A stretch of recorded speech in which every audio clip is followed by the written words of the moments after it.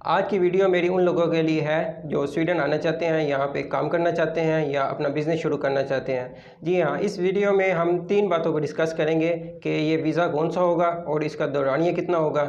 दूसरी बात, इस आपको कौन कौन से डॉक्यूमेंट्स रिक्वायर्ड होंगे अप्लाई करने के लिए, और तीसरा, और आप अप्लाई कैसे करेंगे। जी हाँ, तो आगे हम चलते हैं इसके वीज़े के बारे में कि ये वीज़ा कौन सा होगा। इस वीज़े का ड्यूरेशन जो है कम से कम 3 मंथ और ज़्यादा से ज़्यादा 9 मंथ होगा। ये एम्बेसी पे या इमिग्रेशन पे डिपेंड है कि वो आपको कितना टाइम का वीज़ा देते हैं। और दूसरी बात, अगर आपके पास वीज़ा अगर आपको मिल जाता है तो आप यहाँ पे आके जॉब सर्च करेंगे, और अगर आपको जॉब मिल गई तो आप अपना वर्क परमिट चेंज कर सकते हैं। इन केस अगर आपको जॉब नहीं मिलती 3 मंथ में या 9 मंथ में, तो स्वीडिश गवर्नमेंट ने एक अल्टरनेट सोल्यूशन आपको प्रोवाइड किया है। वो ये है कि आप यहाँ पे आके अपना बिज़नेस शुरू कर सकते हैं, अपना वर्क परमिट अप्लाई कर सकते हैं। तो आइए चलते हैं कि अब आपको इसके लिए डॉक्यूमेंट कौन कौन से रिक्वायर्ड होंगे। सबसे पहला डॉक्यूमेंट, आपकी मास्टर तालीम होनी चाहिए। आला तालीम याफ्तों के लोगों के लिए ये वीज़ा इशू किया गया। इसमें मास्टर तालीम में MA, MSc, BS qualification include है। ये अगर आपके पास नहीं है तो आप इसके लिए एलिजिबल नहीं है। ये मास्टर लेवल तालीम आपके पास ज़रूरी होनी चाहिए। आगे सेकंड जो डॉक्यूमेंट आपको चाहिए वो ट्रैवल इंश्योरेंस है। ये ट्रैवल इंश्योरेंस कम से कम 9 मंथ के लिए होनी चाहिए, क्योंकि आप जो जिस वीज़ा के लिए अप्लाई कर रहे हैं इसका दौरानिया कम से कम 3 मंथ होगा और ज़्यादा से ज़्यादा 9 मंथ होगा।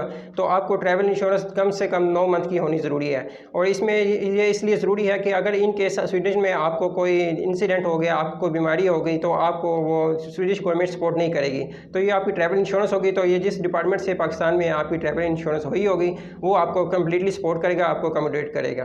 तो ये हो गया दूसरा डॉक्यूमेंट। तो आपको तीसरा डॉक्यूमेंट, आपके फ़ंड जो आपको वहाँ पे आप 3 मंथ से लेकर 9 मंथ तक रहेंगे वो आपको फाइनेंशियली सपोर्ट करेंगे। वो फाइनेंशियली सपोर्ट किस तरह करेंगे कि आपके पास इतने फ़ंड होने चाहिए आपके अकाउंट में, जब आप वहाँ पे ट्रैवलिंग कर रहे हैं, अपने आप को अकोमोडेट करेंगे, जहाँ पे आप अपनी रिहाइश रखेंगे, अपना खाना पीना, अपनी जॉब सर्च एक्सपेंस वगैरह, ये सारे एक्सपेंस ट्रैवल इंश्योरेंस आपकी स्टेटमेंट के तौर पे आपको शो करवाने हैं।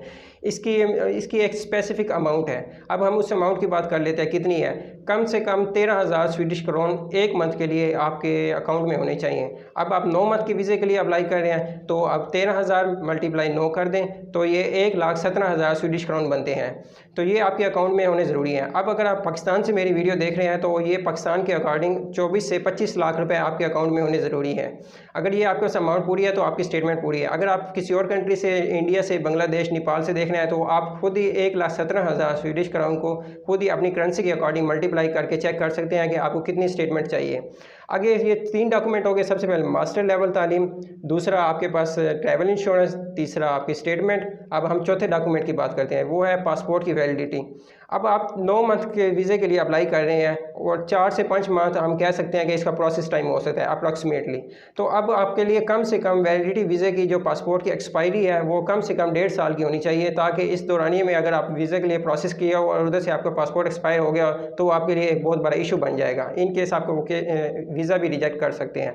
तो आपके पासपोर्ट का ड्यूरेशन जो कम से कम 1.5 साल का होना चाहिए, आपको वैलिड होना चाहिए। अगर इन केस 6 मंथ 7 मंथ बाद आपका पासपोर्ट एक्सपायर हो रहा है तो बेस्ट ऑप्शन ये है कि आप उसको दोबारा रीन्यू के लिए अप्लाई कर दें और अपना पासपोर्ट रीन्यू अप्लाई होने के बाद दोबारा प्रोसीड करें।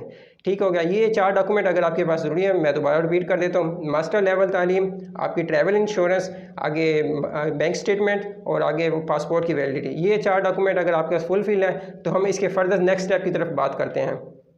अब नेक्स्ट स्टेप में आ जाता है कि आपने अप्लाई कैसे करना है। इसके लिए आपको किसी एजेंट के पास जाने की ज़रूरत नहीं है, लाखों रुपए खर्च करने की ज़रूरत नहीं है, किसी के से कुछ लेने देने एजेंटों के चक्रों में पड़ने की ज़रूरत नहीं है। आप खुद डायरेक्टली इसका ऑनलाइन फॉर्म फिल करके अप्लाई कर सकते हैं। वीडियो के एंड में और डिस्क्रिप्शन में मैं अपना लिंक शेयर कर दूँगा उस वेबसाइट का, स्वीडिश इमिग्रेशन बोर्ड की वेबसाइट का, जहाँ से आप डायरेक्टली जाके खुद फॉर्म फिल करेंगे ऑनलाइन। अपने डॉक्यूमेंट्स जो आपको 4 डॉक्यूमेंट्स बोले हैं ये अपलोड करेंगे, और फर्दर कोई डॉक्यूमेंट चाहिए तो वो अपलोड करेंगे और सबमिट कर देंगे और आपका वीज़ा अप्लाई हो जाएगा। तो ये हो गया ऑनलाइन प्रोसीजर।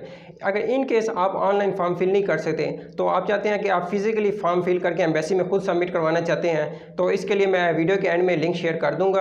आप वहां से फॉर्म डाउनलोड कर लें स्वीडिश एम्बेसी की वेबसाइट से।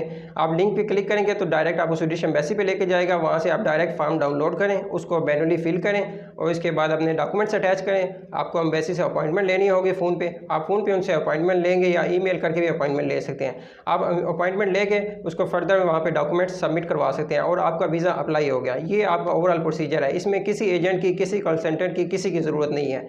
ठीक हो गया। अगर आपने अप्लाई कर दिया, अब कम से कम 3 मंथ कह लें, 1 मंथ 2 मंथ अप्रॉक्सीमेटली 2.5 मंथ के अंदर अंदर रिस्पांस आ जाता है, लेकिन हम बात करेंगे 3 मंथ के अंदर अंदर आपका रिस्पांस आ जाएगा। आपको मेरी वीडियो अच्छी लगी हो तो इसको लाइक करें, सब्सक्राइब करें, और अगर आप समझते हैं कि मेरी वीडियो ये हेल्पफुल है लोगों के लिए, तो आप दूसरे लोगों को मेरी वीडियो शेयर करें।